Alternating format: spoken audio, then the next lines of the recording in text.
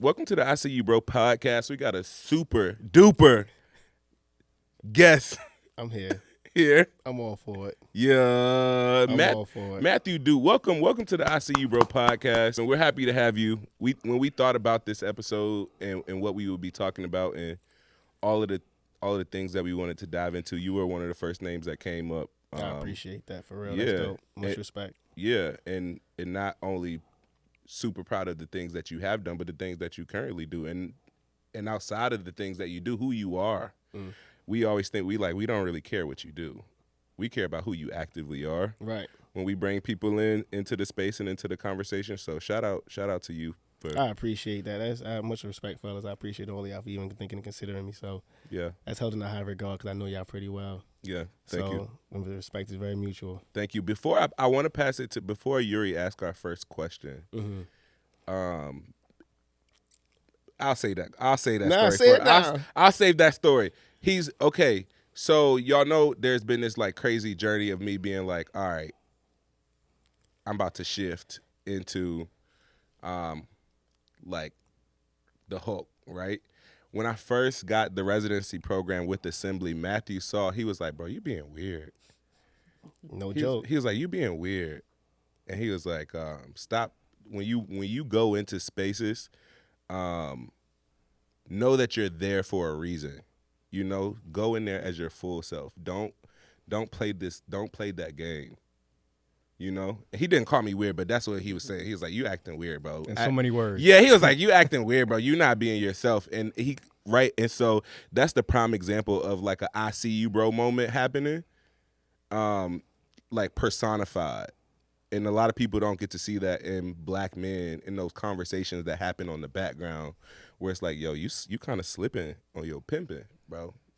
You know what got you in here is not how you showing up."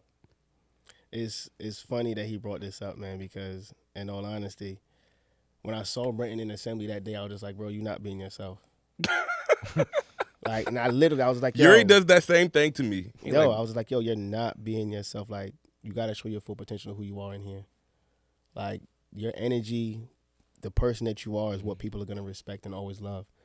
Don't downgrade who you are. Don't downsize your personality.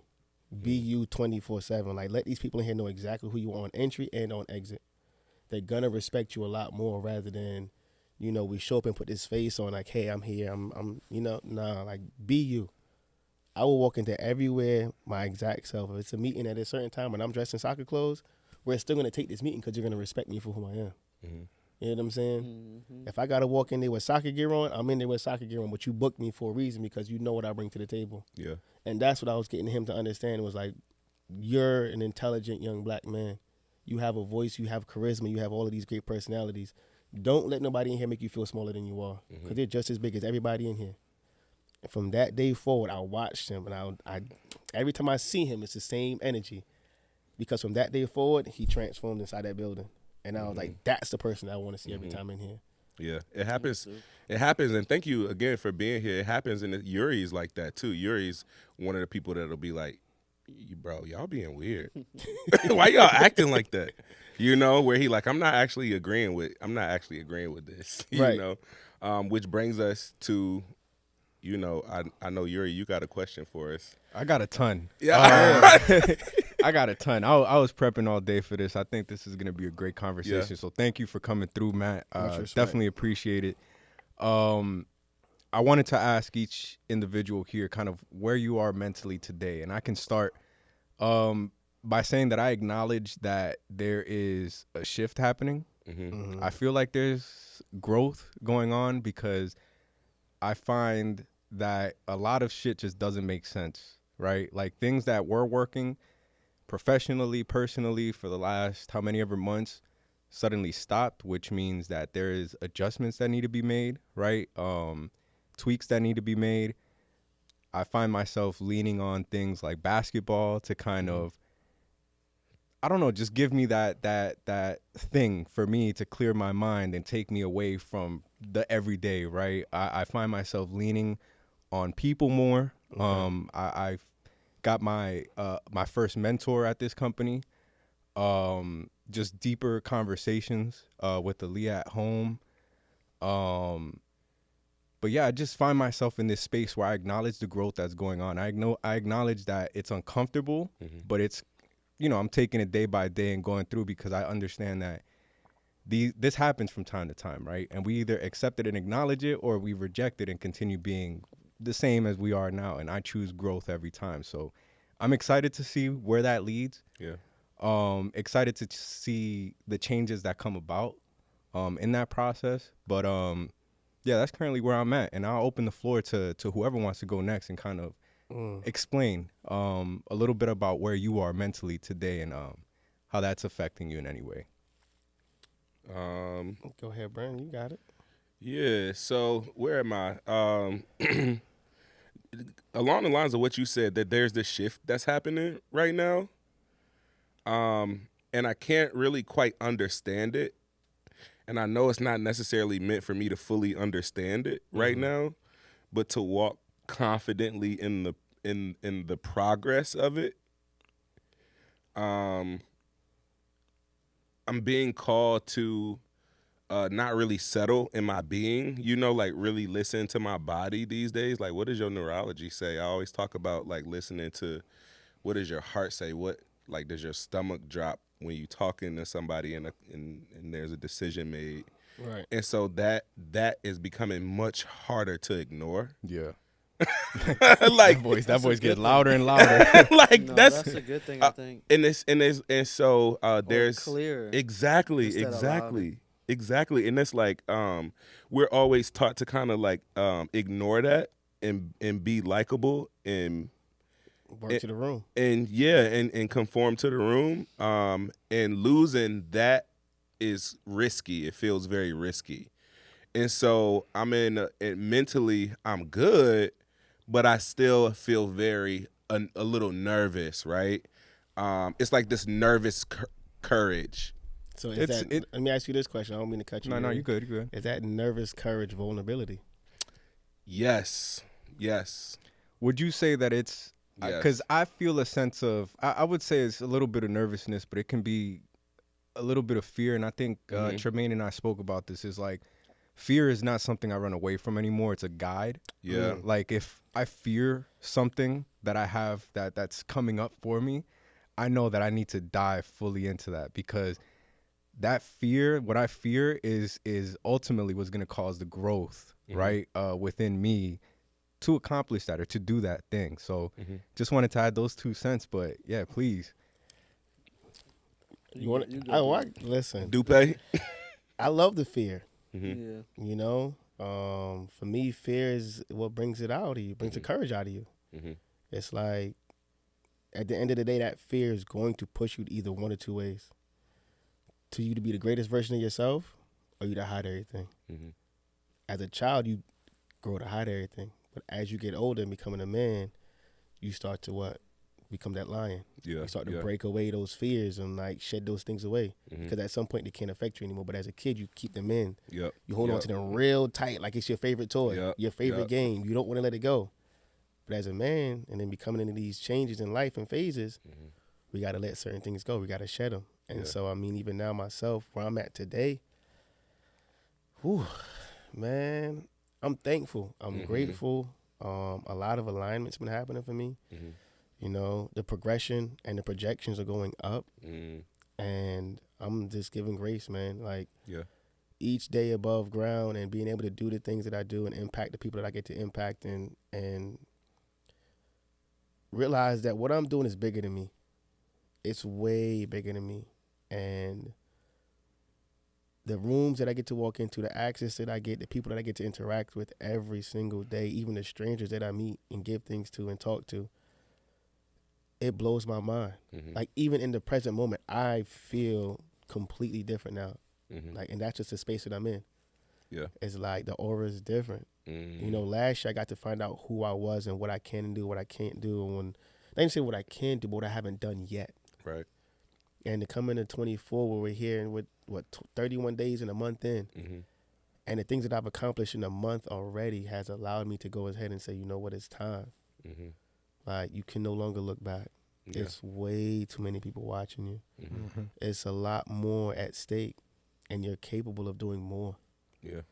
So if you want greatness, you got to go for it. Mm-hmm. And what better time than now?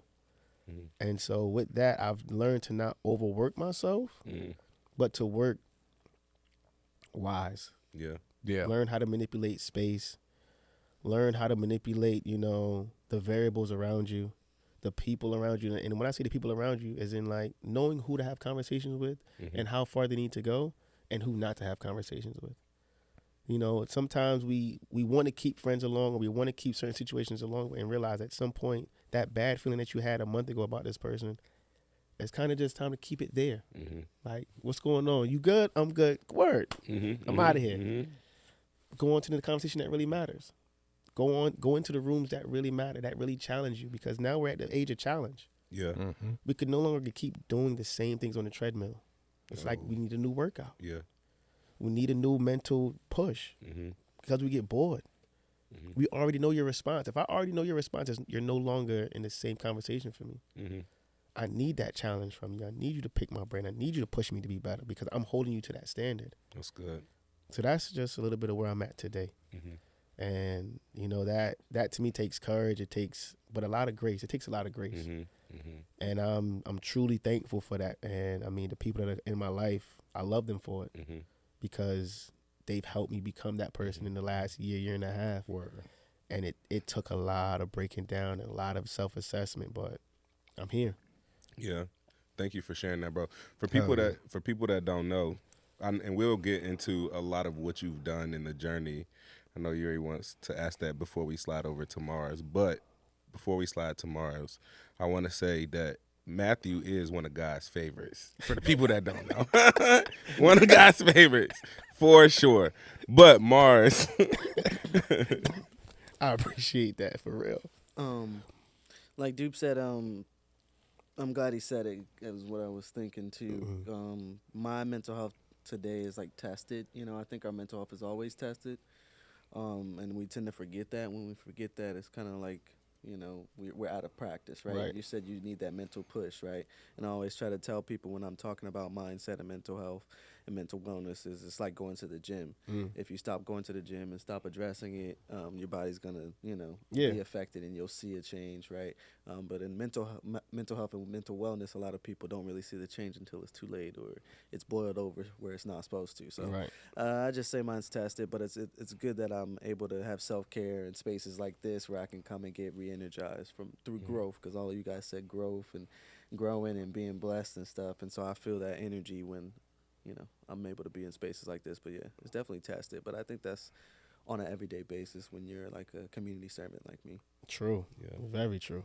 Hell yeah. yeah, Gotta fill your cup up, brother. yeah, So always. Listen. appreciate y'all for sharing, man. Definitely do. Just wanted to get a sense of where we all currently are, just so that we can start peeling back the layers and uncover a little bit more about our wellness journeys individually, because it all led us here to this room, this space, right? So I wanted to ask just kind of what prompted your wellness journey.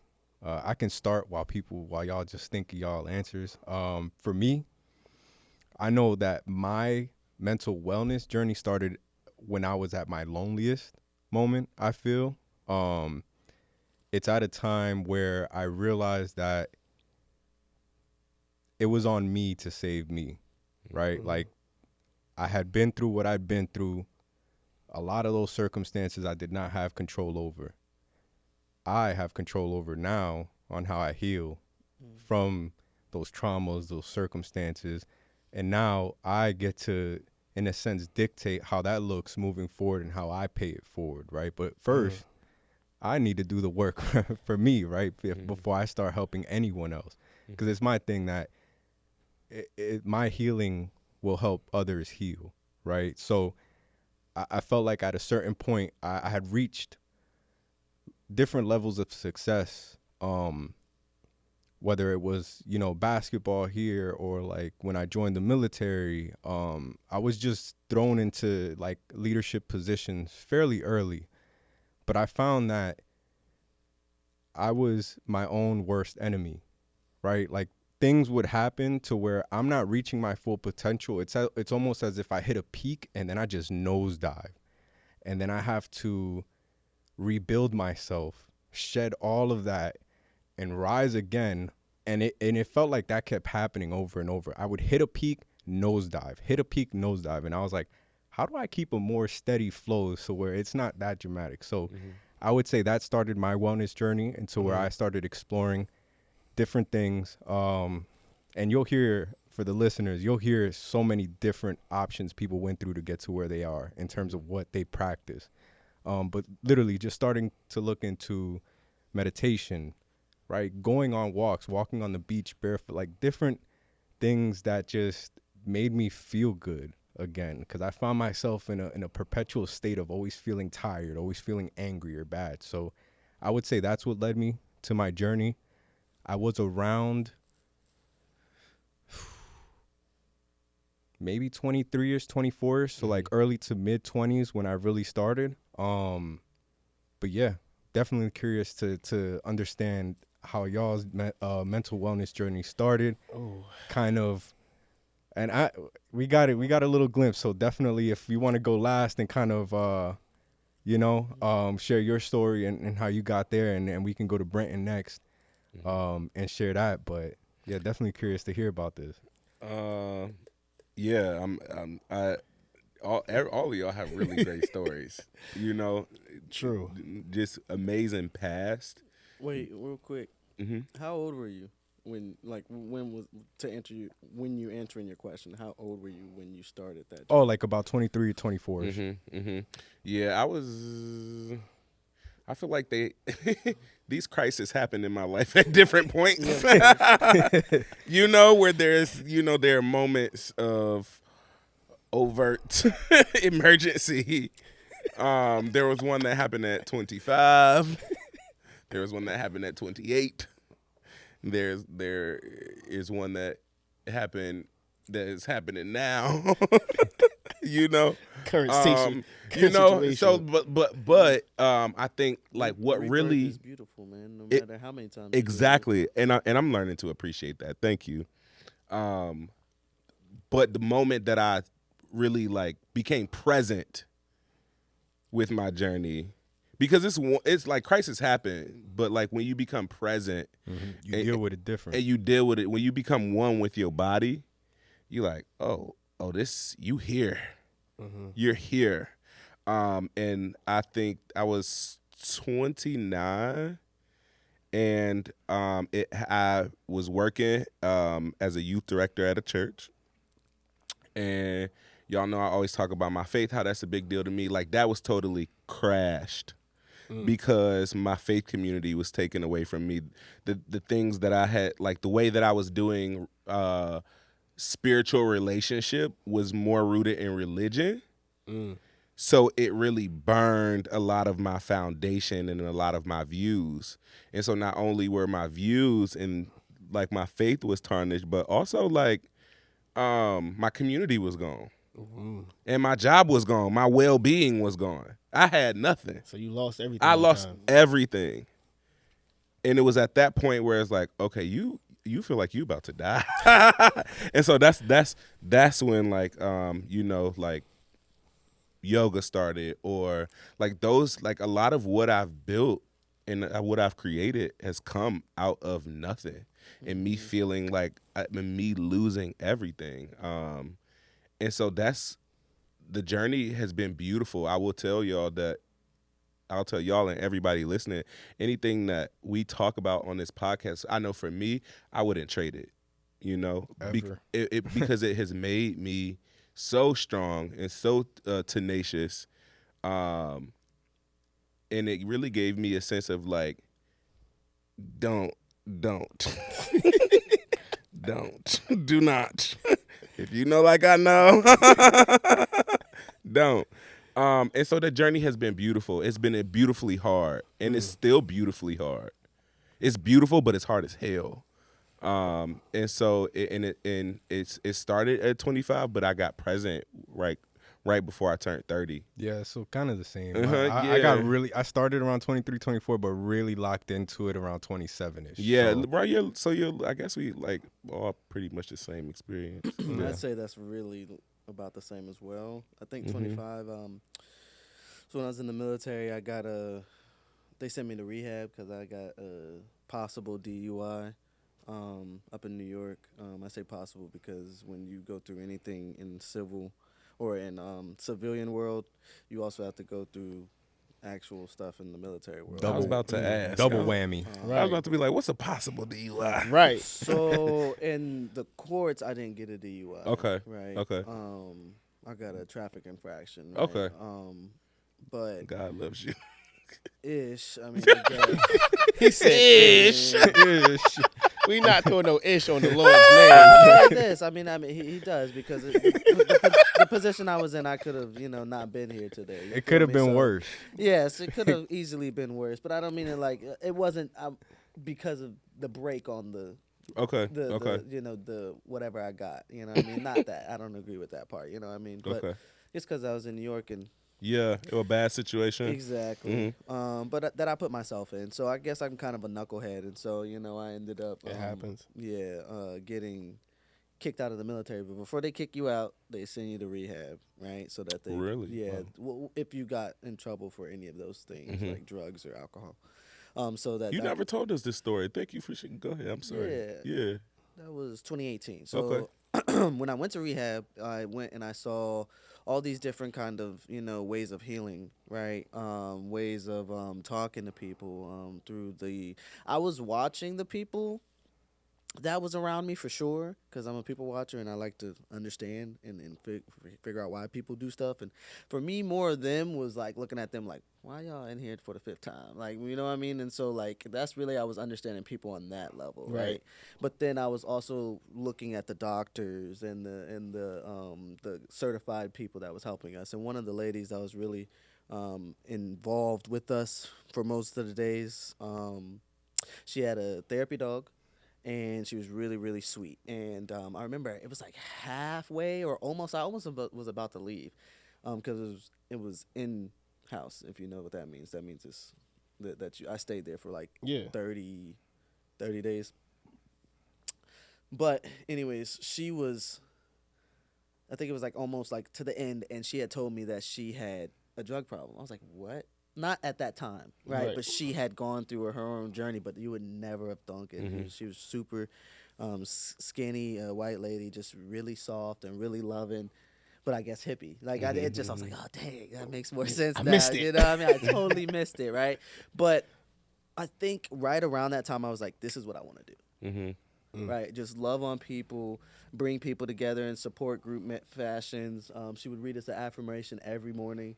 Right, and so you're talking about 25. Did that inspire your cards? It didn't, not at Okay. all, actually. So it's funny because some of the things that just come to me in different times, they're kind of connected, and I'll be like, oh, that's kind of what probably inspired that in me. You know what I mean? Like The Breakfast Club, where they're like all misfits and stuff. That's like one of my favorite white movies.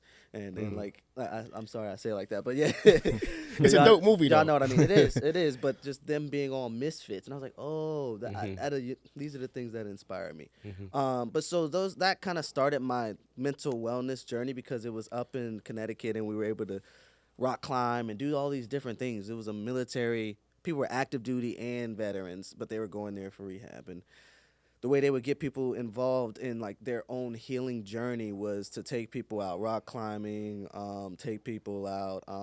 Like if y'all know the stuff where you can like connect and slide Zip line. zip Yeah, line, zip a little bit line. of zip lining. We would hiking and it was just all these different things to get your mind off of like the crap. Right, of Yeah. the world just in general, right? Because that's usually why people use or misuse, right? And so that started it. And then, like I said, I'm a knucklehead, so all of that went away after I actually left and stuff. I wasn't doing all the crazy stuff. I did learn some stuff. Like that's when I stopped drinking alcohol in 2018. I haven't drank since because I realized Congrats. I appreciate it. I realized I didn't need it. I don't. And so when I finally turned 27, something else happened, and I don't know if I'm ready to share that stuff yet.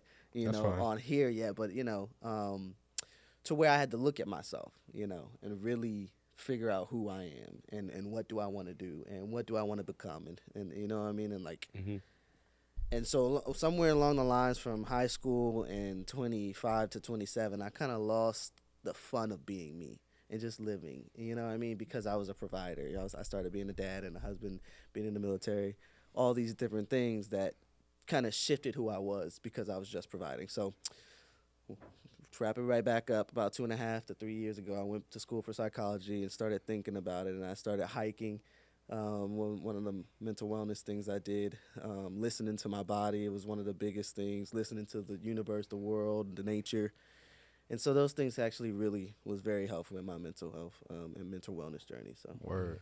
You touched on it. You took us on a journey. yeah, that's kind of, And you had just- to feel it. And just so Yeah. you know, if and when you're ever ready to share that, there's the space for Oh, it. yeah, But of if you're course, not, you this know. is also the space for that too. Oh yeah, I So, don't know if I'm ready to share with everybody else, but I'll share with y'all. nah, That's that's right. fine. That's But yeah, right. let's go ahead, man. Let's go ahead and hear what got you started on your mental wellness journey and what You know, what that looked like. what it looked like is survival. Mm-hmm. Straight out the gate. We're just now kind of figuring out what mental health is, but throughout life, I could tell you, as being born and being Jamaican, you know what I'm saying, coming and living in America, that's survival. You're taught a whole nother ball game. Yeah. You know what I'm saying? So as a child, you don't. I'm 36. I don't know what mental health is as a young kid. At all. So They think you crazy. right. So mental health really just kicked in now as a term. But survival instincts is what gets you to this point. That's what got me where I'm at. You said immigrant parents from Jamaica. Yeah. Where did they settle at? I'm here. Oh, here in Virginia? We started Okay. in Jersey, New York. Okay, I was about to say you got that accent. That's why I asked. Yeah, no, we started in New Jersey and came down here. Okay. My But- parents too, Jersey. Yeah, see, up north, Brick City. But it's real. You know, you're taught everything is literally survival. Like you go through these struggles. You're not accustomed to, like, the regular things to you that's normal. When you go to see other friends and families is when you realize, oh, y'all don't eat dinner at 8 o'clock and 9 o'clock. I eat dinner at 9 o'clock. 6 o'clock dinner is weird to me. Like, I've never heard of that. You know what I'm saying? Like, you're not washing dishes and telling your mom what you go. Like, that's weird. I don't know what that is. I can't do that in my house. Yeah. If my mom say we about to eat rice and chicken, it's rice and chicken tonight. If it's just chicken with no rice, it's If it's rice with ketchup, right. We gonna make it like it's survival tactics. And as a Facts. child, you don't know that. You just know that this is the best thing in the world. You know what I'm saying? And so like now it's kind of made light of like, oh, what a poor man's meal is. Back in the day, that was, if it was sausage on the bread, listen, that that was was heaven. everything. oh God. Great. I grew up off of bully beef and rice. If you don't know what bully beef and rice is, that's literally like Spam and rice Oh wow. with great seasoning and onions. And I promise you, you eat it like it's steak dinner. Bro, salami and rice and ketchup, eggs and rice. Right. The whole So- nine. There are things that I've witnessed, that I've seen, that have made me adjust, you know, to not want to do. You know what I'm saying? We all grow up in different environments. Mhm. I happen to be fortunate enough to grow up in a lot of different environments. Like, I grew up around the world, seeing different cultures, studying different cultures as a child. So, like, I could tell you, in my young days, I was studying, you know, Greek philosophy, Egyptian philosophy, watching, you know, Chinese kung fu movies and studying discipline from a young age and applying it. You know what I'm saying? We're 90s kids, so we grew up understanding what a Michael Jordan mentality was and seeing that along the same lines of seeing, you know, Allen Iverson. You know what I'm saying? So we grew up with the mentality of seeing both. Like, we got the best of everything. What internet was, what internet wasn't. You know what I'm saying? To seeing what the effect of somebody putting a comment at the bottom of your MySpace might do to you. You know what I'm saying? Having a different phone, like all of those different survival tactics of having what's the latest thing. Not understanding, like, yo, you don't need that. Having 3 cell phones just to have it, having the Nextel page, like, these are all survival things that we grew up witnessing and wanting to do. You know what I'm saying? We wanted to have the big money. We wanted to have the gold chain. We wanted to be the dope boy for no reason, have the extra big white T-shirt because it was the cool thing to have. And then it switched for me. Death is what made me really find mental health. I lost my cousin. I tried to save a man's life that was dying in my arms. I pulled 7 people out of a car that were gonna die. That changed everything for me, and this is 2 years ago. This is within the last 5 years. That changed everything for me, and I'm a father with the kids. You know what I'm saying? You're not prepared for these things. There's no one to say to you, well, yeah, this is, when death comes at you, this is what it's gonna look like. This is how you should feel. Like, no. You can't tell me how I'm going to feel about that. There's no preparation. everything that I ever gone through in life, I kept the same face. Like, I'm good. I will survive. Because that's all I know is survival tactics. But as I got older, I started to realize, like, you really got to let it out. Yeah. You got to either talk about it, express yourself in a different way, write it down, go for a walk. Dealing with kids is a release for me. Giving back to the communities is giving back to the community, to me, is the biggest thing in the world. Like, it's cool to be the cool guy on the block. It's even better to be the man that's controlling the block. Yeah. Not through drugs, but through your involvement in the community. Word. There's no greater power than walking into a building and everybody knowing who you are and loving you genuinely for who you are, without having to have a dollar come out of your pocket. Yep. Like, that to me matters, being able to walk into the community that they say, oh, you can't walk in there. And walking out like, this is your area. Yeah. You know what I'm saying?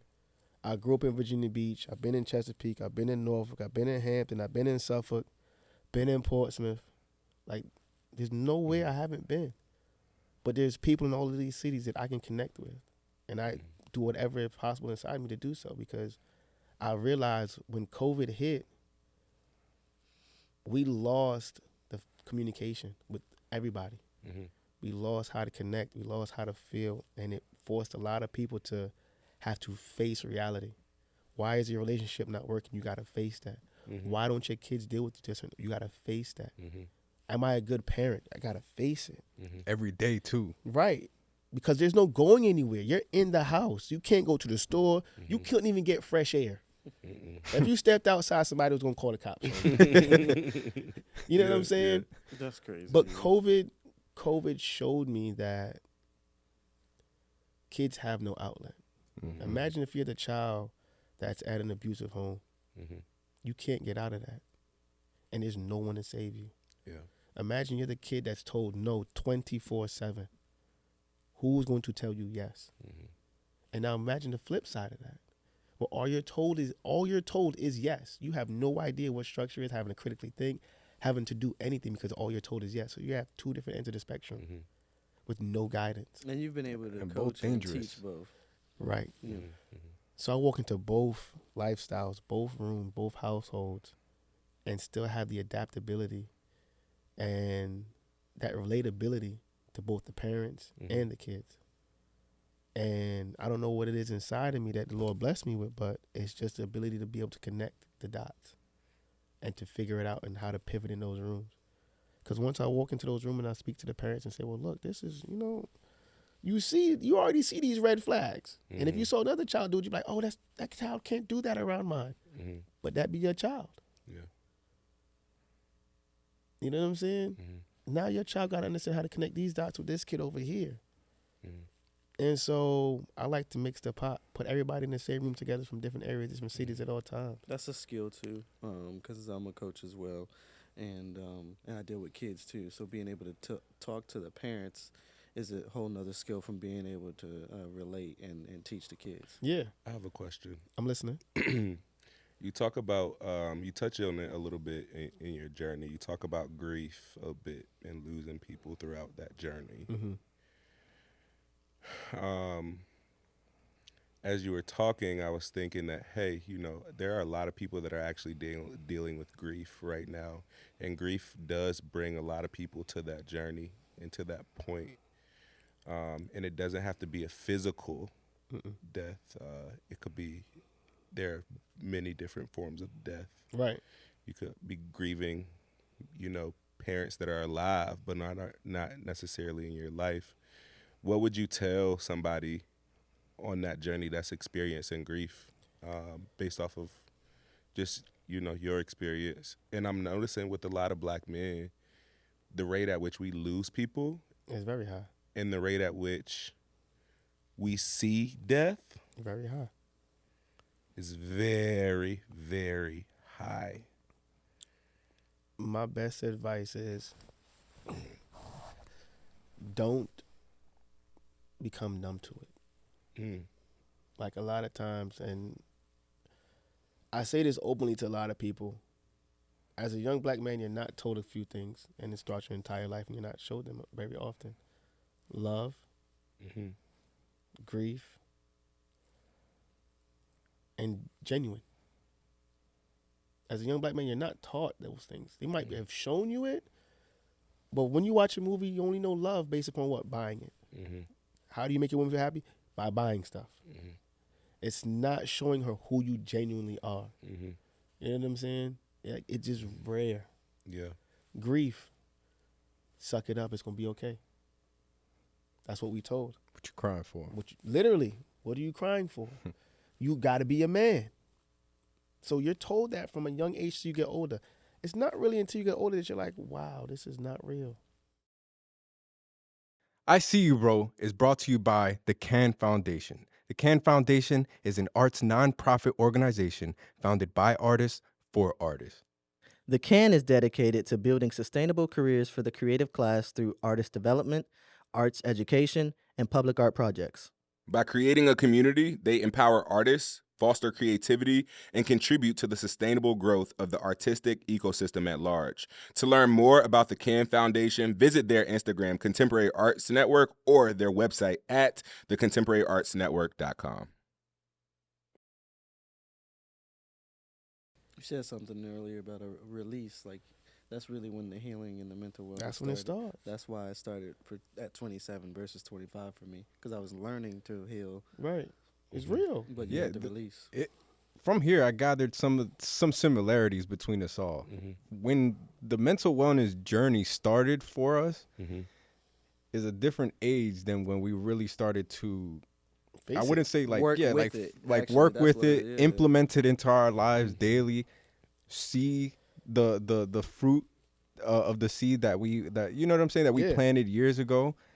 But also another similarity was, and I have it written down. It's like it seems like from each of our own journeys, what brought us to, I guess, start that journey, led us on our mental wellness journey. I mean, led us on another one to where it seems like we want to help people who may or may not be going through those same things.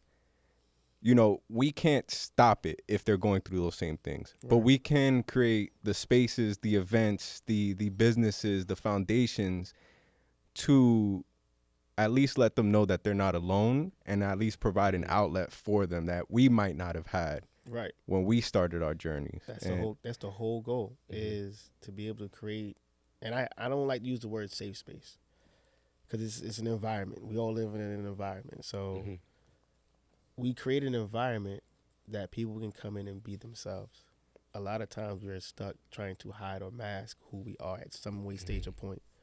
Even if it's with your best friend, at some point you've had a mask on with your best friend and not kept it 100. mm-hmm.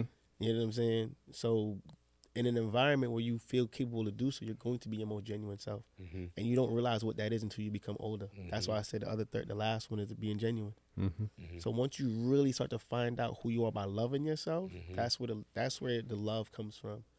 Being vulnerable comes from, like, being genuine. It comes from internally, and then it shows itself outward. And whenever a man finds that within himself, that's where everything for him starts to change. And he starts to shed the fears, the guilt, the grief, the pressures. Because that's when life is at its most purest for that man. Because he's now realized everything that I went through necessarily wasn't my fault or my circumstance or the burden for me to bear. But I carried it with me because I didn't have any other way, and no one taught me otherwise. So now we understand that. And now when we have these conversations with other people, we know that look. Yeah. Facts. You know what I'm saying? We know, like, we can relate in that moment. Like, yo, you're a good hooper, but think about this. Like, you know, and Gilbert Arenas said this in an interview one day, and it blew my mind. It was real. It was like, yo, you know, if you play in the game, you're going to miss shots. Why are you getting mad if you miss? Like, you're never going to go 100 for 100. You're never going to go 20 Never. for 20. So why are you mad you miss a shot in practice? That's what you're practicing for. Right. Like, one of the things I tell kids all the time is, like, you're here to train. You make a mistake, I'm happy, because that's what you're here for. And I don't care if you make a mistake. You're not here to be perfect. Let me make you a better player. It's just like we all sit in the room to make people better by hearing what their faults are, what their errors are, what their strengths are, what their weaknesses are, because we can relate to it and help point them in a better direction, because we've gone through so many different things. Oh, that's good. We can tap and pinpoint into so many different other lessons, and things that we've gone through experience, because it's life. Mhm. Every day is a new experience. Like, yo, the minute I get a chance to be above ground, my 10 toes get to touch the floor the next day, I'm already thankful. Yeah. Because it's people that don't get that opportunity, Yeah. that have less. Mm-hmm. And trust me, we complain about life sometimes, but it could be a lot worse. A lot. Yeah, worse. even when I complain nowadays, I'm like, even with all that, I'm still grateful. Like, I make sure to express gratitude, because I'm pretty sure y'all feel the same way. As like the moments or anything that I could complain about today, at one point I prayed to be exactly where I'm at. That word right there, pray. That's it. We all get down on our knees at some point and say, listen, Lord, I promise you, Boy, give me one more chance. Yeah. Yeah. Like, I need this opportunity to fall through. swear. But he's shown us in those moments, though, like, what's for you and what's not for you. Because when he makes it for you, you grow abundantly. And it's no denying that. It's no denying it. But when it's not for you, he looks at how you react to that moment. Because it's either make or break. Because if he tells you, no, that's not for you, that's not the right time, sometimes you just got to take a step back and be like, you know what, you're right. Let me reassess and reevaluate. What could I have done better? What can I do about myself to be better? And once you do that, the blessing comes. And it's tenfold. Yeah. But he's assessing us along the way. It's always an assessment of how you going to react. Like, trust me, the people that got the most money, they pay other people to do the jobs that they don't want to do. Yeah. I've never seen a rich person sit there and say, I'm going to go do this for you. They be like, look, James, here's 10,000, go make that happen and bring it to him so then he can make whatever the next piece is happen. They're not sitting there saying, I'm going to go run and drive my car. No. Yeah. They go get the next person to do it, and it gets done right there. Immediately. There's a reason why that person is anxious about whatever the task is. Yeah. The most anxious person about the task, they're going to get it done because they know that pressure, that the room that they're trying to get into, they know what they're trying to do next, why they're being called upon. It's just as if any of you get called upon in that moment, you're like, all right, I got you. Yeah. I know what you need. I know what to get done. And you're prepared for it. Trust me, there's a reason why once you start to excel in life, the pressure's no longer there. You look at a little situation that used to tick you off, it don't tick you off 2 months later. Nope. Because your mental space changes, your environment, your aura, it all changes. Yeah. Because you're growing every day. Yeah. Let me ask you this, dude, and then I guess you guys can ask too. When's kind of like the first time you was able to talk to somebody about your mental health, like maybe like a friend? Because I know you talked about like having a facade when you're with some people, even if it's your close people, and kind of creating those not necessarily safe spaces, but genuine spaces for people to be themselves. When was the first time you was actually able to be yourself and talk about your mental health journey? I honestly think it was the time. I can name a few moments. One of them was actually me and Tremaine had a conversation together. We were talking, and we had a deep, deep conversation, and I let him know what was going on. Another was with Dodie. Me and him had a really deep conversation, just about everything that was going on. And other than that, in all honesty, it was with myself. Like, at that time when all these things are happening, there wasn't people that I knew to talk to, but I had a conversation with myself, and I cried talking with myself. You know what I'm saying? Like, I genuinely poured the tears out because I was just like, it's so much pressure, and I'm wearing the burden of everything on my shoulders. You know what I'm saying? And then I found, speaking publicly, when I went to city council and spoke about my cousin passing away, that was literally right there. That changed everything for me. And it never stopped from then, because I was already talking to her about the things that I was doing and filling her in because it was so important to me. And through her loss, changed the reason why I'm more involved. But That's deep. I'm glad you said that, because that's kind of my answer too. Like, when I finally sat down to talk to myself and kind of like question myself, like, yo, yeah, like, who you want to be, man? It's way more than talking to somebody else, because like you said, there is that in the back of your head, do I want to tell them everything? And sometimes you don't even tell yourself everything because you don't want to hear it. yeah, true. Because then when you hear it, you got to deal with it. So, but when I actually started dealing with the stuff in the back of my head, like, and listening to myself, that was the person I actually talked to first, right? Then today I'm able to talk to everybody about it, right? Like, we're on this platform talking to everybody about it. But that's a real one right there. Yeah. To really think about it as myself. That talking to yourself is shit. Listen, I'm telling Shit. you, Yeah. you will sit there I mean, we all end up having a conversation with ourselves, depending on where your mental strength is and how you push this muscle right here. That's the most powerful. But I had the conversation and I was like, yo, I can't keep running from the issues in my past. You know what I'm saying? I can't keep running from what I'm supposed to be doing. Like, would I still love to be playing professional soccer? Absolutely. Would I still love to be traveling? Would I still love to do all of these great things? Yes. Have I had disappointments? Hell yeah. Setbacks? Hell yeah. Like, moments where I'm sitting there like, this is about to happen, and it goes south and be like, this is not real. Yeah. And having to pivot. And be quite honest with you, once you start to face, disappointments, fears, and lessons, and understand, like, okay, it's not a bad thing. It's not the end of the world. Like, it is not the end of the world, and we're only taught that it's over. Like, once you hear it's over, it's like a fear. It's like if a girl tell you it's over, you like, all of a sudden your heart drop, like, damn, it's over for real? Yeah. Even though you might have been waiting to break up with her. Yeah, it's a different You be like, yo, I've been trying to break up with you for 2 weeks, but you telling me it's over. It hurts my heart. It's a smack different feeling. Right.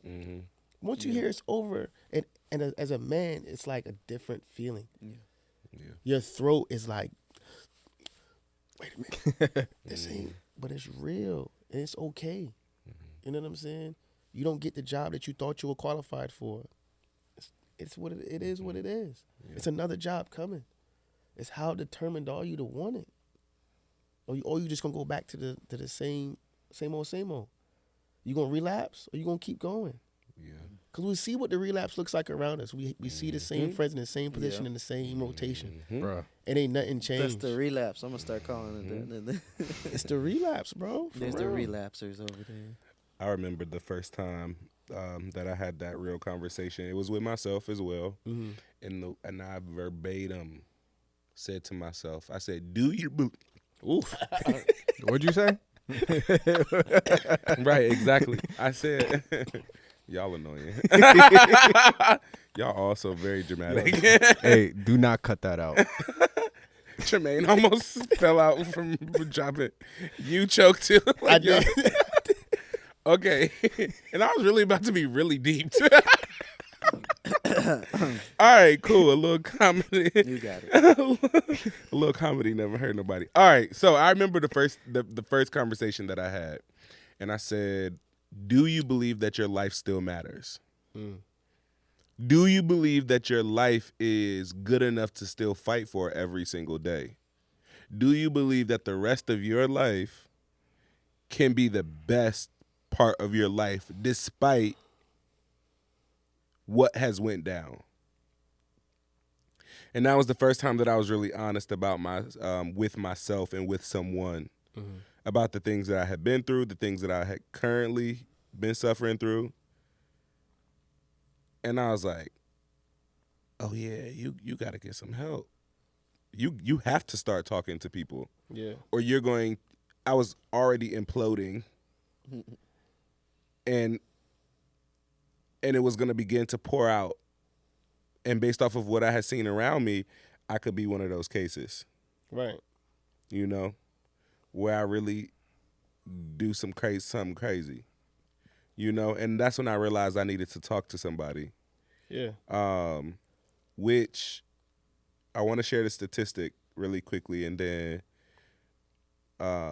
Yuri, I want you to share as well. But the statistic is from the American Psychological Association. It was an article that they did in January of 2023. And it's a therapy statistic, and it says only 26.4% of Black and Hispanic men ages 18 to 24 who experience daily feelings of anxiety or depression were likely to have used mental health services. Only 25% of us. You know, I bring that statistic up because it's like more of us need to be talking to somebody, and I know that is a taboo topic. You know, It is. and we're not really taught to actually share ourselves with people. Mm-hmm. But that me sharing myself and opening up and trusting people with the true me, it actually did some amazing things in my life. And I'm actually the person that I am today because of the people because of my vulnerability and opening myself up to people. You know, and so I know that this is a scary topic for a lot of people listening.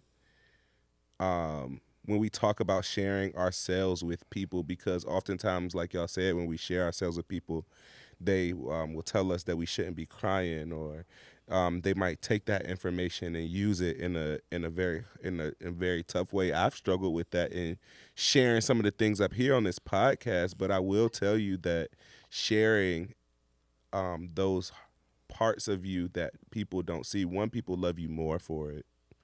The right people do. The right people do, but two, there's a strength that comes with it. Yeah, because you're facing it. Because you're you facing it. Facing it. Being yourself, Exactly. there's so much power It in is so being much- your genuine self. And even like there's a quote like the strongest thing you can do as a man is ask for help. Mm-hmm. I used to think that was some sucker shit. I'm not gonna lie. Right. But as I grew older, I understood like Mm-hmm. as a man, the hardest thing you can do is admit that you need some help. Mm-hmm. Yeah. Second hardest thing is admitting that and going to find the help yourself. Yeah. Right? When did you But- realize that, or when did you first share your, who you were, and kind of take off that mask with your friends and family? I've tried several different times. I think I shared on the fetishizing episode about me like openly telling people about like why I was the way I was at that time, and people were like dismissive about it. So I kind of went into my own shell, like, all right, fuck y'all. I'm not gonna share nothing anymore, right? But you get to a point where you need to tell somebody, like you're literally driving yourself crazy, or at least I was, right? And it started with me talking to myself, and really asking myself some of the same questions you were, Brenton, like do I care if I live or die? Like Yes. I've accomplished things. You got to ask. You know what I'm saying? Like I've accomplished things that I'm not even happy for. Like people are congratulating me. I'm barely even cracking a smile. And it's just like, am I even happy? You know what I'm saying? Like why? Like I know I'm living. I'm here for a reason. Like I believe this for a long time, but I don't know what it is. I felt lost for a long time. And it started with me having those conversations with myself first.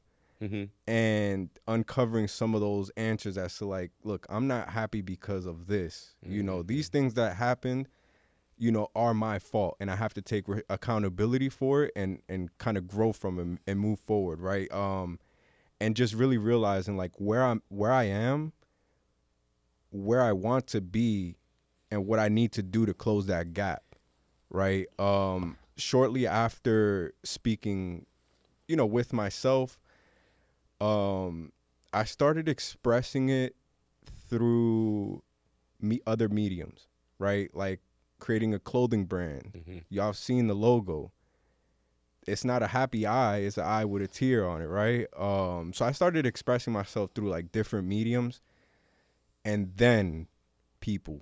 And when I started being around people that have gone through similar things, we don't all share the same trauma, but it is similar in a way, right? In We some share sense, the same trauma feelings. in some sense, right? So once I started getting around those spaces where it was a lot of openness, a lot of vulnerability, I saw that there was a lack, that there was a need for more space, because for the life of me, I couldn't find spaces like this, right? Right.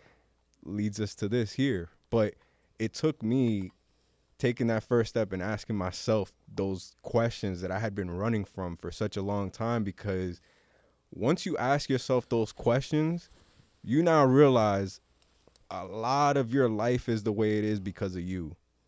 And if you want to change that shit, you got to change you first.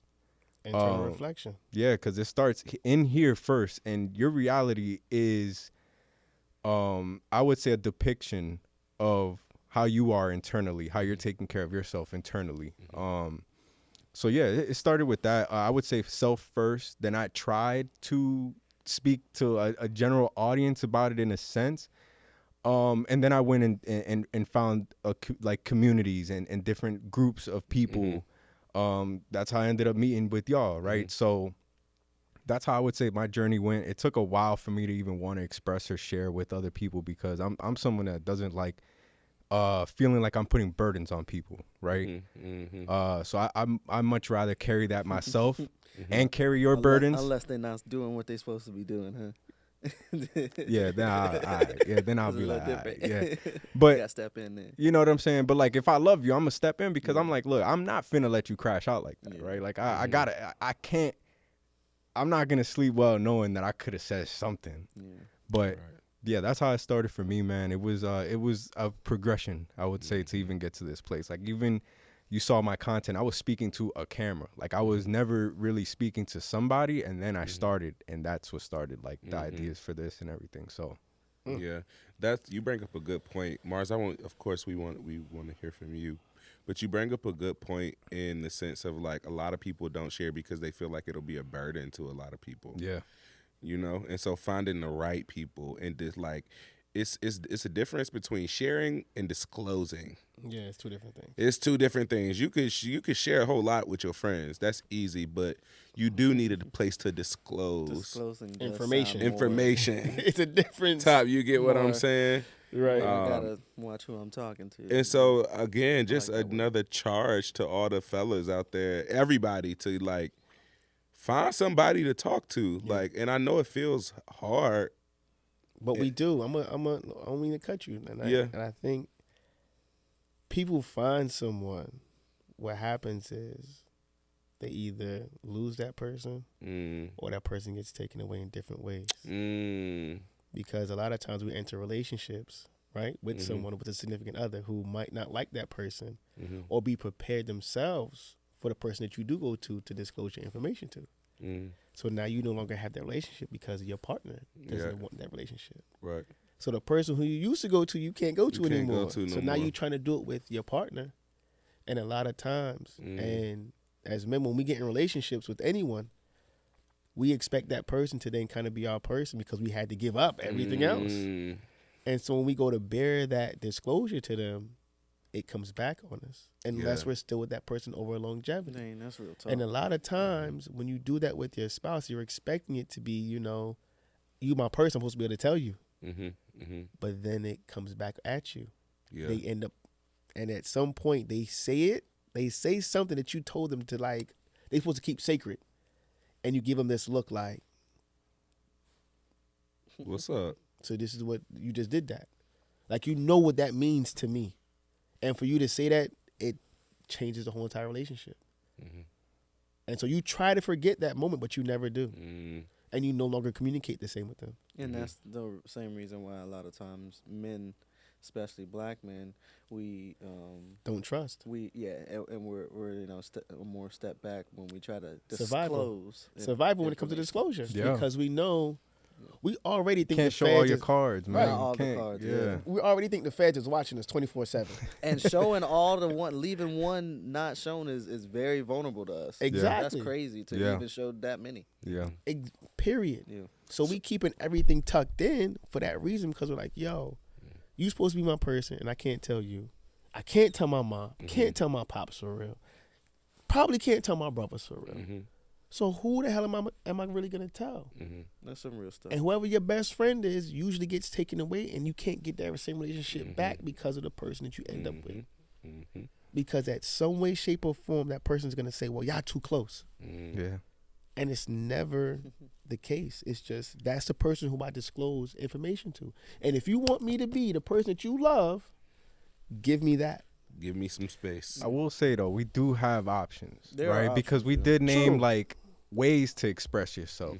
If it's sports, if it's arts, if it's music, whatever it is, and that way you can express a little bit of how you're feeling. That can help. Always. you find communities of people like-minded or people willing to open and have that disclosure with you, right? Or just going to spaces. For me, it was going, seeking opportunities in spaces. I knew people would be speaking the same language as me, right? Like I would go up there, I wouldn't look crazy for speaking about what I'm speaking about. And that is how I figured, right, that I'd find the right people to communicate with. And it worked, right, for me. Fair. But there's a lot of different things that we can do to start expressing ourselves, even if it's just talking with ourselves first, to get comfortable with those uncomfortable questions and that accountability, and then putting ourselves in those places around the people that foster the type of growth you're looking for, right? That allow you to be vulnerable like you need to be, and you know, you can reciprocate that with them as well. So we do have options, but I do understand your point though, because what you talked about can literally happen in your, like, one of your first relationships, Right. and for men, I don't know about y'all, we get heartbroken first grade, we go on this path Darkness. for like the next 20 years of healing and Listen to- understanding, right? But not to say, it's like when we go through things, it's we're put in positions to not trust. We're put in positions to put these walls up and be very guarded, right? Very early on, and Immediately. a lot of our influence, not even influence, but a lot of what we see doesn't tell us anything different. Right. There's rap songs about your best friend doing you dirty. There's movies about, you know what I'm saying? So it's all real. these things that keep you so high on alert, so vigilant, so anxious that we don't even think Otherwise, to be vulnerable with somebody, no matter how close we are. it don't If matter. you ain't got no haters, you ain't popping. Like, You talk that. why? Like, you feel me? Like, that's crazy. But But to your point, though, you know, like you said, to find rooms, it's funny because when you're an athlete, like I made it all these to professional ranks in sports, you face that every day. Like, and in sport, it's like, imagine you're the guy on the bench, it's not starting. But you breaking everybody down every day in practice and you don't get your opportunity. But the coach still is giving you minutes. You do something with your minutes, but you're like, yo, I need to be starting. Like, I'm doing more. Give me that opportunity. You know what I'm saying? And then when you get your chance, you do your thing, and it's like, all right, somebody else values me more than what you do.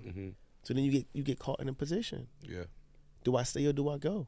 You know what I'm saying? But you ended up talking to your teammates like, yo, what can I do to be better? You start talking to the vets, what can I do to be better? And they telling you like, yo, you could do this, you could do this, you could work harder. And you're like, all right, I'm gonna go try that. You know what I'm saying? But it's a mental game. Yeah. Can I ask you a question about that? I'm listening. Because I'm glad you brought that up.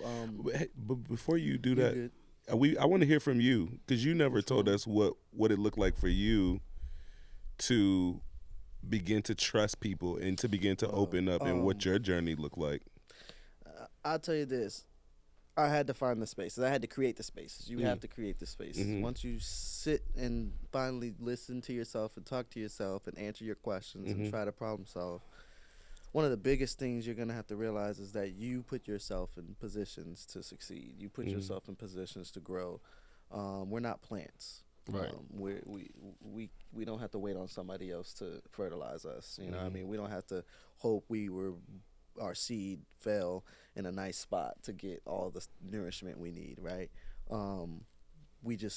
We can actually move to the spot that has sunlight. We can actually, so when I really realized that in talking to myself and did a lot of releasing that we talked about earlier, that's kind of how, when I started trusting people and when I started creating my own spaces and saying, like, when I'm asking you, my sports locker rooms is not the place.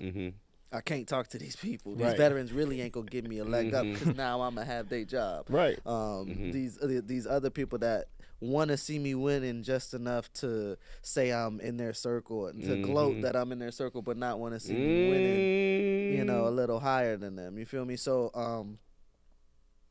realizing that Even amongst other men, sometimes. Oh no, that's exactly what I'm getting at. like- You know, when in those circles where they're talking about women, money, and just making fun of you to get a leg up in that The conversation. bullshit. You know, the Yeah. bullshit. Nothing of growth, nothing of fertilizer, right? Right. As you're a plant. And so when I'm noticing that this ain't serving me, I can move. So Yeah. I just started moving. It and don't that's- matter what that's it kind of is. how it looked like for me. Okay. Thanks for doubling back. You know, I'm glad y'all want to hear it. Yeah. Good. But for me as a one thing I was getting into in my journey of podcast and Misfit Talk, some of y'all go check that out on my Instagram.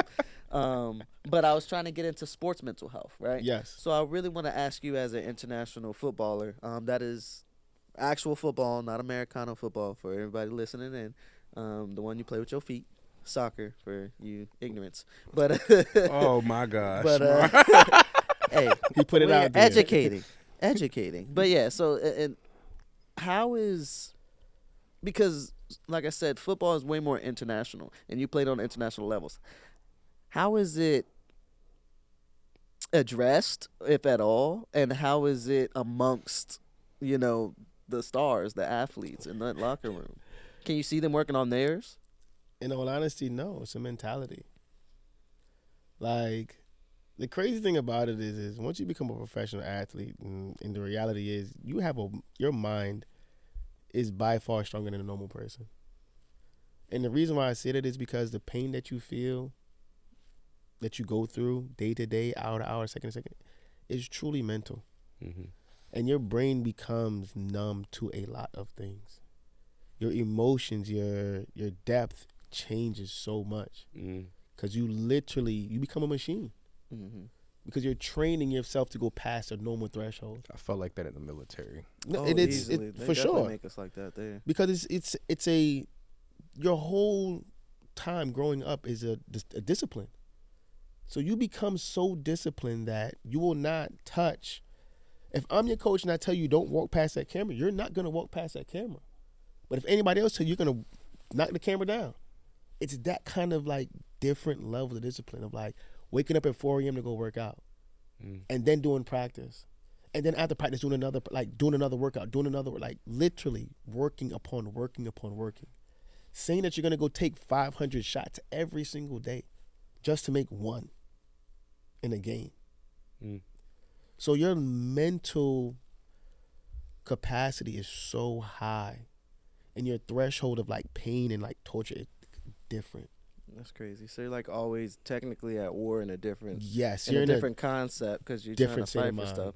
But so you're telling me that most of the time, if there's nothing implemented like specifically for the players in the mental wellness realm, There's nobody going to go see it. y'all have to seek. You do it on our own. And a and lot of not times many are you doing it. yeah, a lot of times that's why you see that's why like the cannabis in sports now is so much higher. That's why all these athletes are asking for it. Because they're using Because when they were growing up, that was their way of release. And that's why like they're saying, yo, we need weed. Something. We Shit. need weed. But that's reason why was because it calms them down so much to have conversation. it's a quicker fix with less time. too. Right. Yeah. You got to think about it. If you look at most receivers' hands or linemen's hands, their fingers are either leaning to the right Boy. or to the left. bro. I seen fingers, boy, 90 Right. degree angles, dog. So you said this way? Right. And now think about that. Yeah. That person has been dealing with that for years. You know what I'm saying? Having to get their finger snapped and broken back again. If I break your finger right now, you're going to cry and complain for 3 days straight, like maybe a week longer. Oh, my finger broke. That person already got their finger broken in the game and going right back in. They got them shots though. They got Yeah, them, that boy they got Kobe. them That shots, boy though. Kobe It don't dislocated matter. his joints. Got it. They're still going through a pop certain back trauma. in. The body's from Right. you. It's all And mental. yeah. It's all mental. If you look at like guys who played got knee pads on. Imagine I'm having to walk around with 6 bags of ice on my knee just to get up and get to the shower.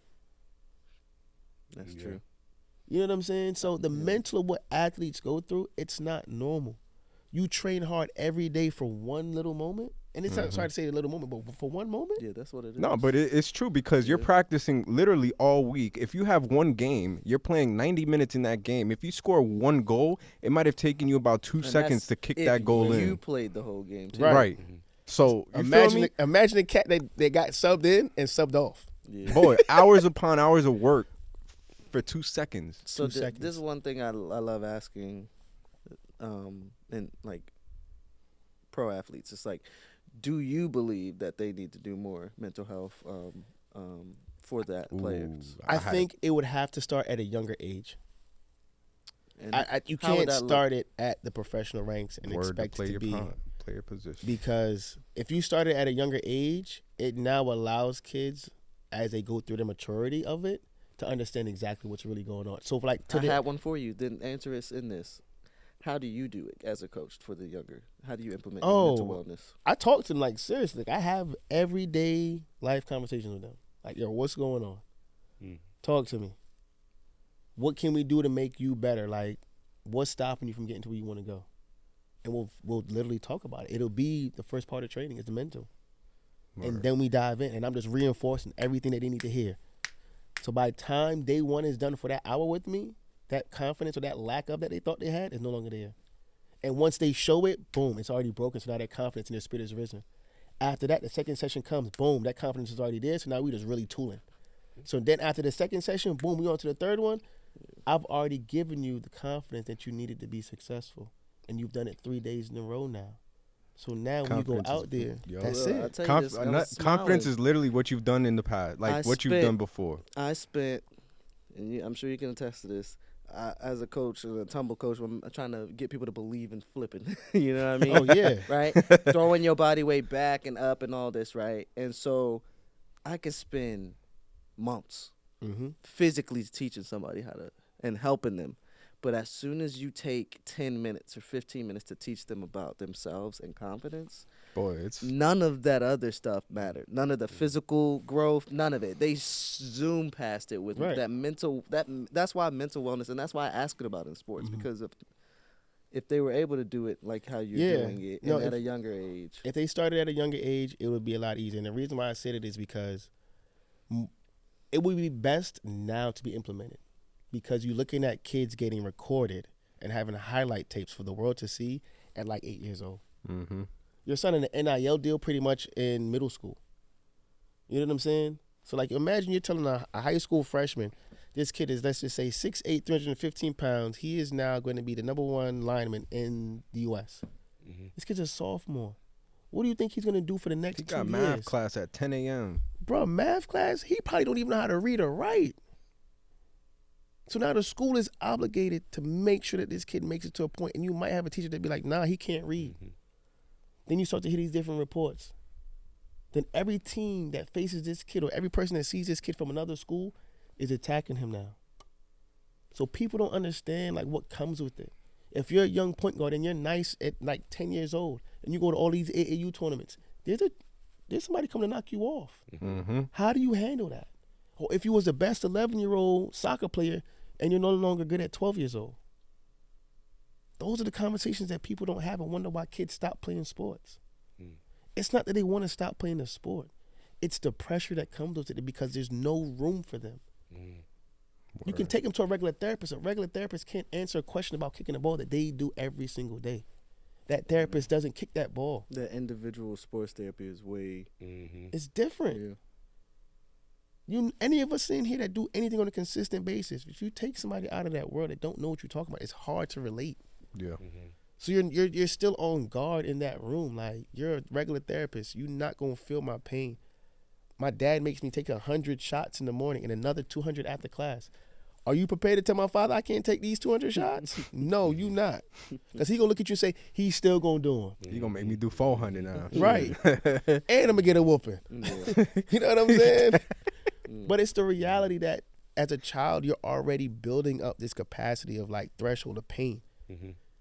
What more can I do? You got a ball that's bigger than you, but you're still trying to throw this three-pointer.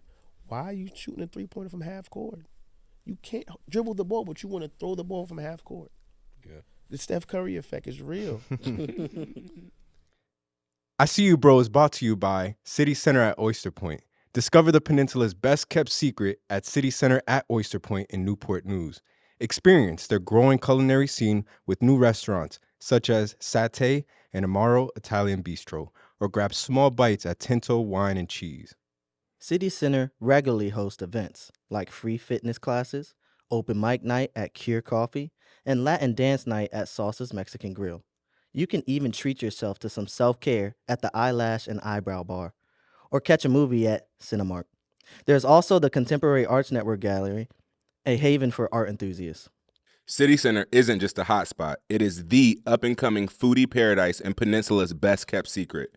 Whether you're going out for date night or family-friendly fun, City Center is the gem you've been looking for. Stop by and discover why City Center at Oyster Point in Newport News is your perfect destination for any occasion. For more information, check out their website, citycenter@oysterpoint.com, or give them a follow at citycenter@oysterpoint. I wanted to ask, man, that was a good segue. Your father, how many kids? How many of us? Yeah. It's 4 of us. Okay. Or am I me being my father or my actual No, father? no. You said you're a father. Oh, yeah, I'm a father too. Father of 2? Okay. All boys, Now I boy, got girl? my son Justice and my daughter Evie. Okay. They 10 and 6. 10 and 6. Okay. All right. So, yeah, you've been in the game for a little bit, man. Absolutely. I say this because I have a 3-year-old myself. Emotional intelligence, mental wellness, some practices are very important for me to expose him to early. He's 3. I don't expect him to get up in the morning and meditate every morning with me. But there are days where he comes in and asks to meditate and take 10, 20 deep breaths with me, right? Right. So for me, it's very important to implement that early. Like you said, it has to start early so they can build that threshold as they get older. For you as a father, what were some of the practices or what were some of the things that you did with your kids to kind of help build up their emotional intelligence or help them overcome, maybe some anxieties that they may be going through or anything of that nature? Patience. I teach them to be patient, and I talk to them very, open. Like, if anything is going on, I tell them, like, this is exactly what it is. This is what's about to happen. This is what it is going forward. Like, I'm very open with them. But also, they see me, and I'm a very big catalyst for them. So once I tell them, like, be confident, they going to be confident. Like, the words can't, don't live around me. So coming out the womb, they already know they can't even say that word. They can't even think of it. Yeah, we expelling that word in my house right now. Yeah, like can't doesn't exist. You just didn't try it yet. Because the minute you put can't into them, they stop everything. The food they could eat the same meal every day. You just change how the meal look for 1 minute, and I can't eat that. I can't eat that. Yep. And you just had this yesterday. It just looks on a different plate. I can't eat it. We literally just went through this yesterday. So and I'm telling you, the word can't, it just doesn't exist. Yeah. So for me, that like one of the biggest things is just being patient. Like, talk to your kids through the situation. We were raised based upon do as I say. And don't get me wrong, there's nothing wrong with it to an extent, but also have the conversation. I'm not saying you got to talk them through everything. Sometimes you can be short with them and direct. Like, listen, this is just what it is. All right, homie, we good. It ain't. Some things aren't for them at that age. Exactly. And it's for us to discern, right? Exactly. It's for us to decide exactly. But if they have a question, hear what their question is. Even if it could be something silly, like just hear them out for the quick second. That's all they want to do, just be heard. You know what I'm saying? But I stay patient with them. I stay, open, and I allow them to be them. You know what I'm saying? Like, I don't restrict them to, like, I give them their own fashion sense so they get to dress themselves early. Like, pick your outfit out. Let me see where your style at. Like, my man, we not wearing them shoes. Like, that can't go on today. Baby girl, that dress is not the right size. We gonna figure it out, though. Like, go ahead and grab another outfit, and they'll come back. Yeah. All right, that'll work. Make sure you clean those off real quick. That'll work. You good. But it's just being open with them. Don't belittle them, because their mind is moving at a different rate than ours. Way faster. But way faster. They are in a generation of learning that we can't comprehend. And what the world is to them, it is not the same to us. We can't go back and forth about an app because they have the app on them at 3 months old. They can break your passcode in 10 seconds, I promise you. They can see it 2 times. Bro. I promise you. They can crack your... Done. The same way how you see me in the computer like this and all of a sudden push the enter button and everything work, that's your kids. But you just got to be patient with them, man. Like, once you're patient with them, as they get older, they assess things differently. And the more you remind them to think, I always listen to my kids, think about it before you say it. Think about it before you do it. Like, be aware of what you're saying and what's going on. Like, yeah, your sister's annoying you, but guess what? You want somebody else to talk to your sister like that? No, then you don't talk to her like that. Mhm. Don't bug your brother if you know you don't want the reaction. Like, you poking the bear. Love him. Get Cool. them to Get start him. using their brains. Right. Give him space. It's okay for him to want some space. It's okay when you want some space, because when he starts to annoy you, you want to get your iPad and do your thing. You can't be mad at that. He can't be mad at you. But you got to use this, because one thing that we're not taught is how to use our brain. We just taught to react. And kids today are only reacting. They're not thinking. It's literally all reactionary, because there's no one really saying to them, like, think about it before you do it. Imagine every, mass shooting that you see this kid that's doing it. You think, did anybody ever say to him, like, let's sit down and talk for a second? He's giving you signs, or she's giving you signs. But they were never taught patience. You know what I'm saying? They're never taught to, like, think it all the way through. Yeah. Everything is visual for these kids today. Over the last 20 years, everything is visual. It's what social media says over everything. Social media or die is what it's like the trademark. Unfortunately. Yeah. But if you don't navigate around that and have them use this muscle, we're gonna fall victim to it. We saw it in an election. The greatest example, we saw it in an election. There's no way you go from Barack Obama to Donald Trump and say, oh yeah, that made sense. No, your influence, you allowed social media to dictate. Yeah. You became comfortable, so you succumb to the foolishness. Everyone that talks is anti is the one who they succumb to the foolishness because there's no guidance. The minute we start to guide and lead, the future becomes a lot brighter and prosperous. But if we don't say anything, we're going to be a victim of our own foolishness. Yeah. It's like watching your little brother be bad on purpose, knowing that you can step to him and say, yo, my man, what you doing? But you continue to let him be bad. And then when he in jail at 20, you like, oh, well, I told you when he was 12 years old, he was bad. Nah, you should have did something at 12. Early, right? He was already asking you questions. You kept ignoring him. And now that he's 20 making the same mistakes, you can no longer be mad. Because you watched it happen. He comfortable in his decisions now. Right. He done made up his mind about them. Cool with it. Yeah. We're all products of our environment. Trust me, the best athlete you've seen probably came from the hood and you was like, yo, he's crazy athletic. He could do everything. But everybody around him is telling him that, but not telling him how to be better at it. Yeah. So one last question for all of y'all. What general information would you give to the person that's listening that is beginning their wellness journey?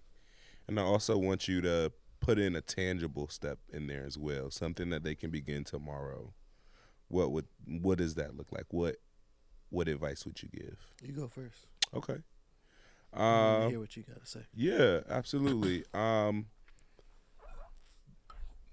biggest thing for me was, one, having that conversation. Being honest with myself and saying my life matters,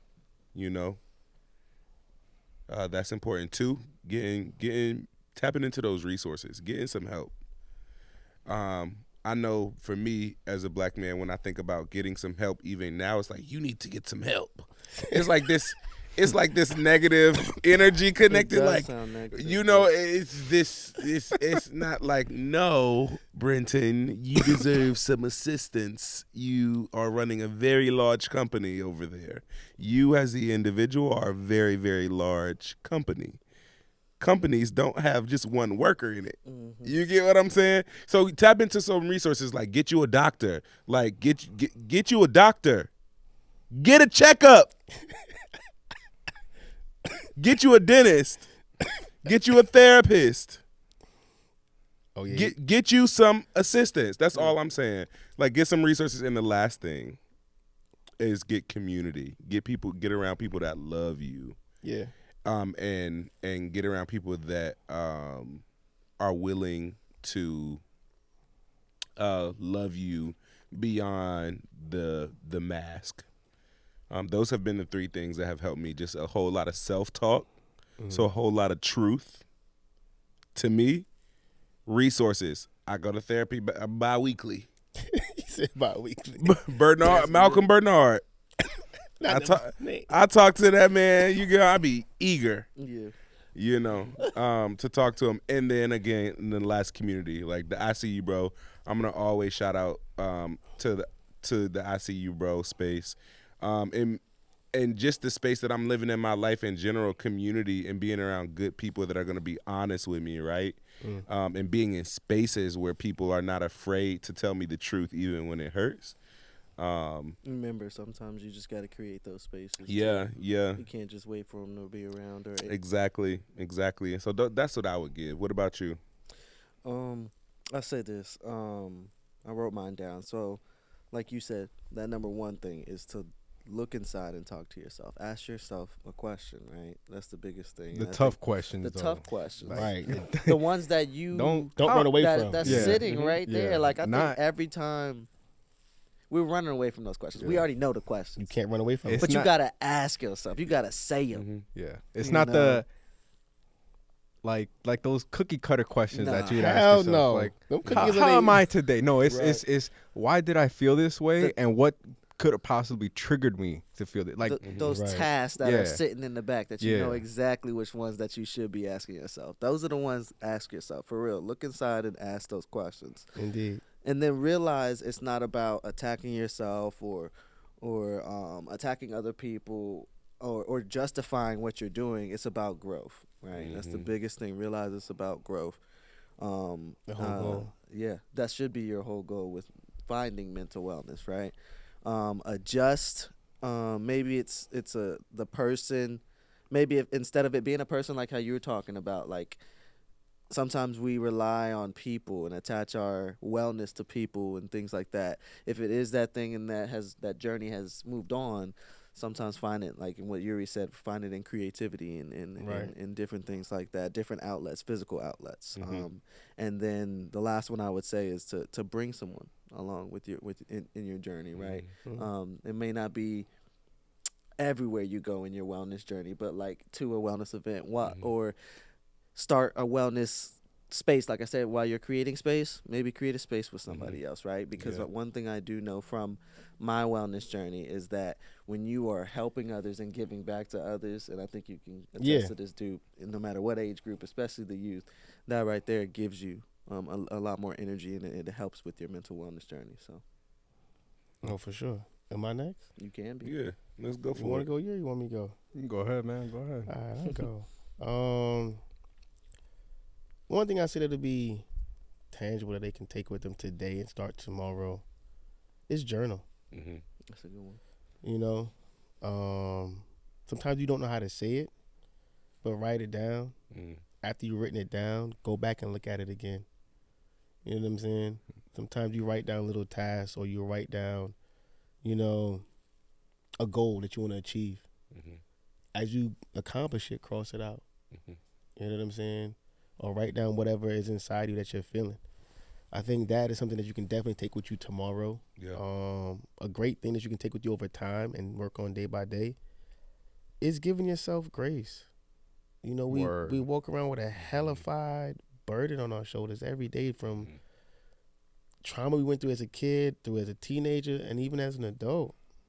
You know what I'm saying? Like, give yourself grace. Like, take your time. Be thankful that you're here on earth, and then look at the next thing that you're trying to do. Watch your next step. Yeah. You know That's what I'm saying? good. See everything through. Like, we love to say, oh yeah, I'm about to go do this, and then all of a sudden you ain't even get up to go do it. Yeah. You done sat there for, you know what I'm saying, another 15 minutes. You supposed to leave. You ain't left yet.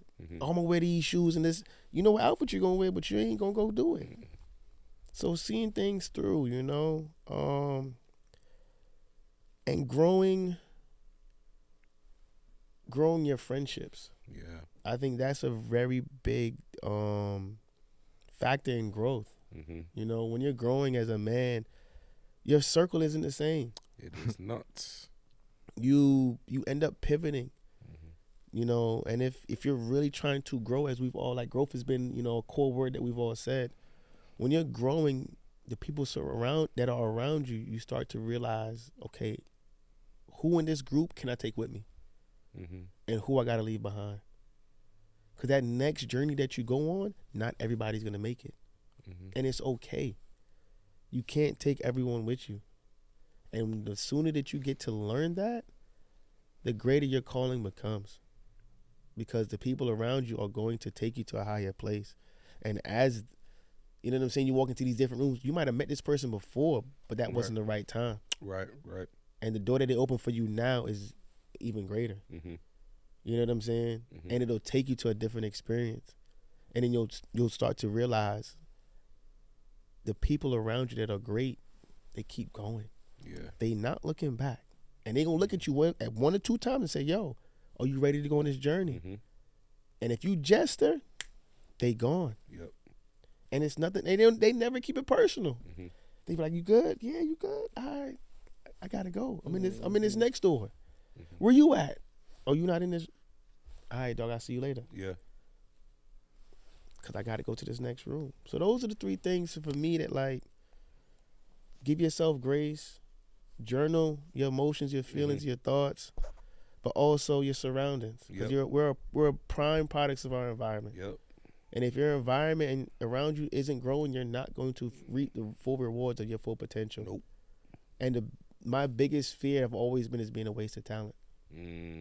So that drives me so much, and that's what makes me drive, like, really push kids is to, like, and even adults. A number doesn't mean anything, but wasted talent. When you leave this earth, nothing you've done goes with you. It's what you leave behind. And I refuse to be wasted talent. Yeah. And I refuse for the people around me to waste their talent. So I'll leave it with that. Yeah, thank you for sharing that, bro. No problem. Go ahead, Yuri, bless us. I mean, shit, y'all niggas done took all the answers. I'm not gonna lie, but nah, I will say, what worked personally for me is really identifying, and it goes to speaking to yourself, right? But really identifying where I was at that point in time. Like, where am I today? You know, what do I like about myself? What do I dislike? What do I feel I need to improve?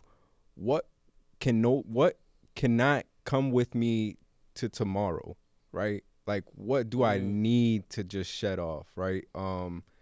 Being very, very honest about that. And then being very honest about who you want to be or where you want to be in your life, and seeing and be as clear as possible. When I say be as clear as you possibly, every last detail that you can fill out, the house, the shoes you wear, the how you put your money on the table, like everything, be as clear as possible about who you want to be, and cut everything off that doesn't align with that person, and nurture everything that does. Details.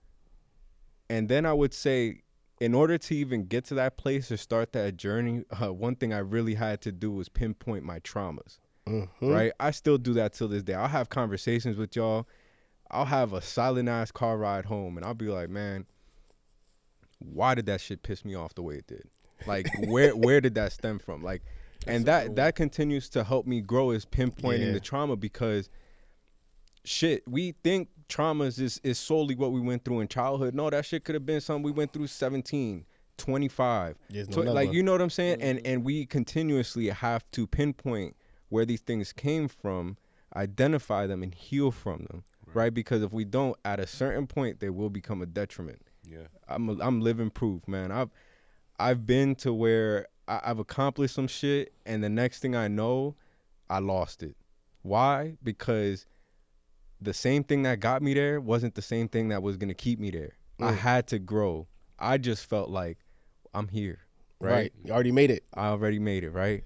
No, that ain't it. That ain't it. It's a marathon. You continuously have to be conscious of where you need to grow. You got to keep looking in your book bag to see what can get you through that next obstacle. So I'll leave it with that. Is just really identifying where you are, being very clear on who you want to be, identifying what you need to do in order to fill that gap, or close that gap, I would say, and really pinpoint your traumas and identify why you are the way you are today. Yeah. What triggers you? There are things that trigger you. Everybody has all got triggers. You know what I'm saying? So identifying those things will only continue to help you grow and allow you to pay it forward to the next to the youth that comes after you. So Yeah. That's key. Shout out to everybody listening to the ICU Bro podcast, a space dedicated to brotherhood, a space dedicated to transparency and honesty, and a space dedicated to understanding understanding men of color and for us right now. and us just being us in the conversations surrounding us. And so shout out to the ICU Bro podcast. I'm Brenton. Hey, and it's your boy Mars, #1 misfit, and I really wanted to say thanks, dude, for coming out. Gotta shout him out. Appreciate it. He is the head women's soccer coach over at Hampton University, HU. Had to shout him out real quick, you know what I'm saying? But if y'all like what y'all listening to, man, make sure y'all like, share, subscribe, send somebody our way. And if you want to see us, you want to see Dupe, go on the Patreon. Yeah. I'm with it. I'm Matheau Dupe Hall. I appreciate y'all for having me on ICU Bro. Yeah. And this is a beautiful thing, y'all. Like, I got something dope going on here. I really respect it. Appreciate y'all. Yeah, you slid right in there real good, right? You did that. with the kick. But nah, this your boy Yuri, man. Really appreciate y'all tuning in and listening. Please feel free to leave a comment down below. I don't even know. Is it to the side with Patreon? We don't know. But whatever platform, leave a comment about your experience, what you related to here, what you took away from this episode, because there was a lot of gems being given. Definitely want to appreciate. We appreciate Mathew coming through. Sharing a little bit about your story. But yeah, we out, man. This was a great one. It's one of them ones. For the Bucks.